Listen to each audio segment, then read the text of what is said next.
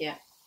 Okay, so I can think of a couple of circumstances where I use mindfulness.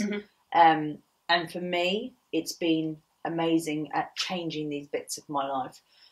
So the first one, and I just, add into it. Tell me if you think it's right. Tell me, what else I could possibly be doing. The first one for me is that it's really helped me stop spiraling stuff. Yeah. So, dealing with what I actually know rather than what I think might happen. Is that I'm doing that right? That's the right kind of thing to be doing. Absolutely. So cutting through this proliferation, thoughts about thoughts, all of that stuff. Thoughts don't come on their own, they tend to come with an entourage of other thoughts. Of course.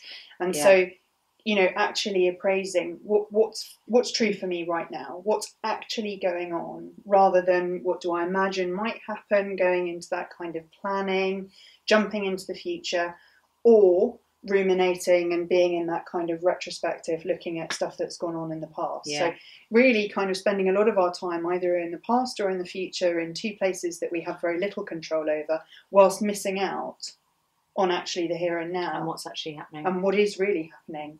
So we're not really taking in all of the cues and all of the information that's available to us. It's so true. And I think that's something for me, why mindfulness was so interesting, was, and I think a lot of people are guilty of this. We're always waiting for the next thing. We're always looking for the next thing, rather than when I get here, when I get there. Yeah. Rather than actually enjoying. And because of that, you just don't enjoy the here and now. And actually, the here and now could be great, but you don't even see what's happening. No. And I think that for me, is another way of using it. The other thing where I've really felt that it's helped me is to stop being so reactive to situations. So for example, if for example you were to have, an argument with a friend or a disagreement with a friend, rather than just going blasting in with your response of something that's totally emotionally driven, to then actually have some time to actually think about it, to think about really, kind of a little bit more where they've come from and a little bit more about how it's made you feel, and then to have a rational conversation about it rather than just firing out on emotionally. And that's what I kind of had in mind when I was saying about the more skillful response. So actually being able to just press the pause button and actually kind of look inside, take a bit of an inventory, spot check what is going on for me, what's actually true right now. What does this situation mean for me right now? And what maybe am I bringing online from the distant past that has nothing to do with this situation? Absolutely. Hysterical is usually historical. Yeah. Good saying. That, and do you know what? That's so true. That is the thing, isn't it? A lot of the time, the way that you're reacting to someone is not necessarily what they're saying to you, but it's how you feel about it. That's right.